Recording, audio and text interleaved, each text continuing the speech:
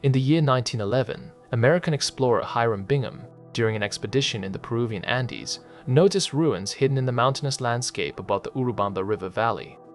With the help of local inhabitants, he reached stone structures that had not been described in scientific literature or mentioned in colonial chronicles. Among the ruins, the professor unexpectedly encountered peasants of the Quechua people, who lived there and cultivated the land away from tax collectors and military recruiters. Bingham photographed the site and drew plans. Thus, the world learned about Machu Picchu, the sacred residence of the Inca Emperor.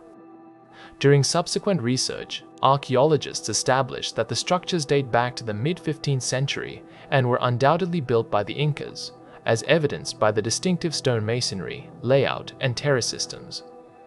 However, Machu Picchu was not mentioned at all in Spanish sources. Apparently, the city was abandoned in the final years of the Inca state. But why? In this video, we will talk about the Inca Empire, how they built an economic system without money, knowledge of the wheel, or writing, created a network of roads and a fast postal service, yet did not ride horses, how they cleverly used gods for expansion, and finally, why they abandoned Machu Picchu. The beginning of the Inca state is associated with the semi-legendary ruler Manco Capac, considered the first Sapa Inca, meaning the supreme ruler and son of the sun god. Manco Capac, together with his sister and wife Mama Oclo, descended from the island of the sun on Lake Titicaca by the command of the god Inti, and set out northward to found the city of Cusco, which became the core of the future empire. This event is dated approximately to the beginning of the 13th century. Of course, this is a legend, but archaeological data indicate the rise of Cusco's political significance during this period. For the first century, the Inca state existed as a local mountain principality. Its rulers gradually strengthened their control over neighboring communities called ayllu through alliances, conquests, or marriage policies. During the reign of the 8th ruler, Viracocha Inca, the first serious expansion beyond the Cusco Valley took place. His son, Pachacuti repelled an attack by the warlike Chanca people and gained the support of the nobility, which allowed him to seize power and begin large-scale expansion. Under him, the local principality of Cusco transformed into a strong empire. Pachacuti initiated centralized record-keeping through the knotted string information system called quipu. The country was divided into 4 regions: Chinchaysuyu, Antisuyu, Kuntisuyu, and Kulasuyu, whose borders converged in the capital city, Cusco. In fact, the empire's name, Tawantinsuyu, translates as Union of 4 Regions. It was like a united kingdom in South America. The next emperor, Qhapaq Ñan, completed the conquest of coastal and northern lands. By the end of the 15th century, the state encompassed the territories of present-day Peru, Ecuador, Bolivia, a significant part of Chile, northwestern Argentina, and southern Colombia, including a large part of the Andes. It was a highly centralized state, and the Sapa Inca had unlimited power as both monarch and high priest simultaneously. Each of the 4 parts was governed by a viceroy with the title Apu, usually a relative of the emperor, directly accountable to the Sapa Inca. The Apu was responsible for maintaining communication routes, land development, and timely tax collection for the federal budget. Regarding land use, it resembled socialism. Inca collective farms were based on groups of related families working together, the ayllu. The land was considered state property, and communities were granted usage rights. Fields were divided into 3 parts. The first, Inca lands, whose harvest supported the court, officials, and the army.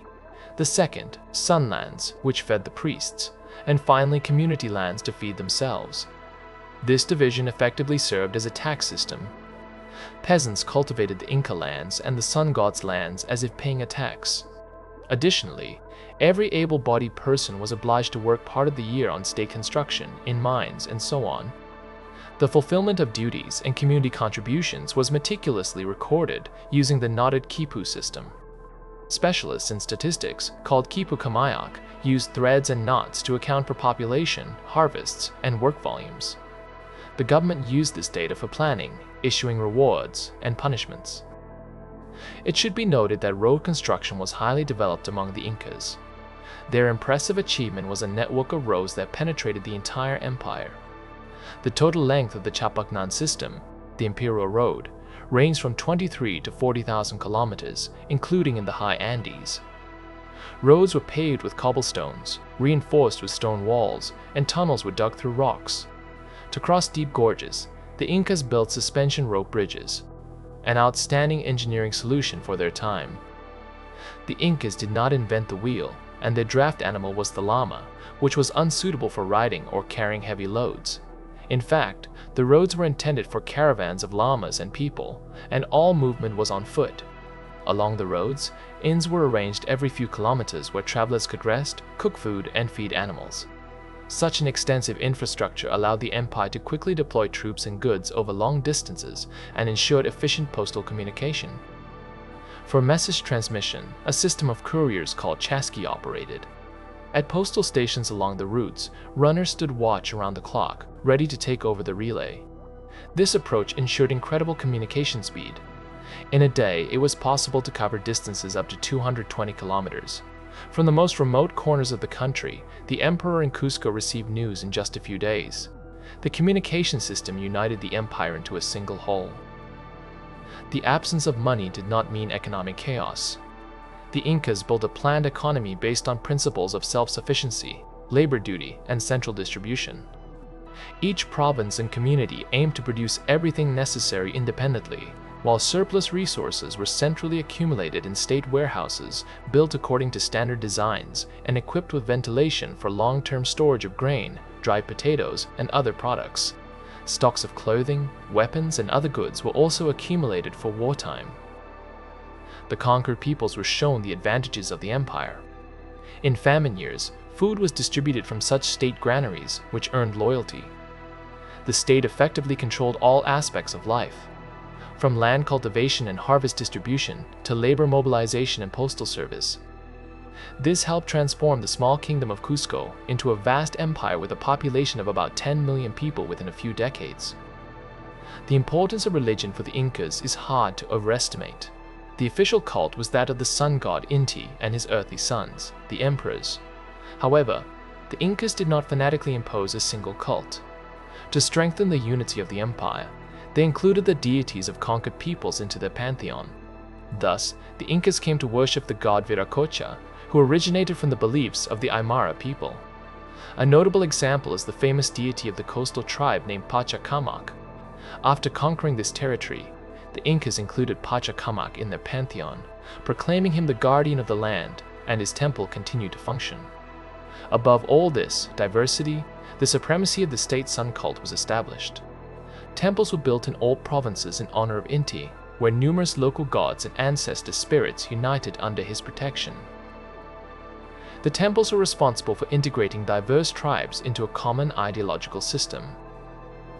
Huayna Capac, son of Emperor Qhapaq Ñan, inherited the formed empire and focused on its expansion.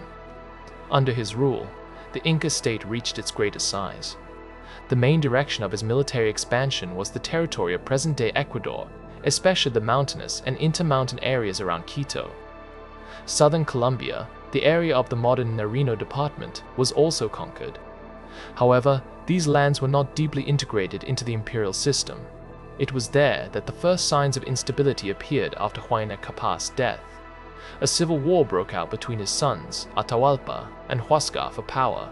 Atahualpa eventually won, but the empire emerged from the war divided, destabilized, and weakened. In the year 1532, a Spanish expedition led by Francisco Pizarro arrived on the shores of Peru, marking the beginning of the end for the Tawantinsuyu Empire. Initially, the Incas underestimated the threat because Pizarro's force consisted of only 168 soldiers. Emperor Atahualpa welcomed the Spaniards, but during a meeting in Cajamarca, Pizarro treacherously captured the Inca ruler. This decapitated the empire. The army was disoriented, and provinces began to rebel.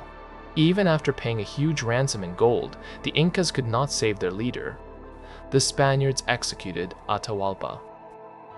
The conquistadors also skillfully exploited the empire's internal contradictions. Many conquered tribes sided with the Spaniards. For example, the Canari, Chachapoya, and others willingly supplied warriors, guides, and porters to the Spaniards in exchange for promises of liberation from Inca oppression. Moreover, the Spaniards brought diseases from the Old World, smallpox, flu, measles, and others, to which the indigenous population had no immunity. These diseases drained the empire, entire villages perished, the army's numbers decreased, and the morale of survivors, who saw the epidemic as the wrath of the gods, declined. Furthermore, the Incas were at a severe disadvantage against the Spaniards in terms of weaponry and tactics. The conquistadors had firearms, steel swords, crossbows, protective armor, and most importantly, horses, which the indigenous people saw for the first time. The Incas initially perceived the cavalry as an attack by unseen beasts. Traditional Inca methods, such as mass infantry charges, slings, throwing spears, and clubs, naturally did not work against the Europeans. Thus, the Inca Empire fell astonishingly quickly. By the year 1533, the conquistadors captured the capital Cusco, looted its treasuries and shrines. The remnants of the Inca elite fled to the impenetrable Vilcabamba jungle, where a small state of Inca emigrants existed for about 36 more years until it was eliminated in the year 1572 with the execution of the last emperor Tupac Amaru. Returning to Machu Picchu, the city was built in the Andes at an altitude of 2,400 meters on the summit of a mountain ridge from carefully worked stone blocks without mortar, ensuring exceptional strength and earthquake resistance. Terraces and drainage not only allowed the cultivation of agricultural crops on steep slopes, but also protected the complex from erosion. Most likely, it was a mountain sacred refuge for the ruler. However, there are no written sources or images that allow the exact purpose of Machu Picchu to be determined. Apparently, it was created for Emperor Pachacuti around the year 1440. Why the city was abandoned remains a subject of scientific debate. The most common explanation is that smallpox, brought by the Spaniards, was the cause. The colonizers themselves never reached the mountain residents, but their viruses did. Other theories suggest the loss of political and ritual significance of the center amid the empire's collapse. Who needs an imperial sacred city if the emperor himself is gone? The absence of signs of destruction allows the assumption that Machu Picchu did not suffer from earthquakes or bloody battles. The empire it served simply ceased to exist.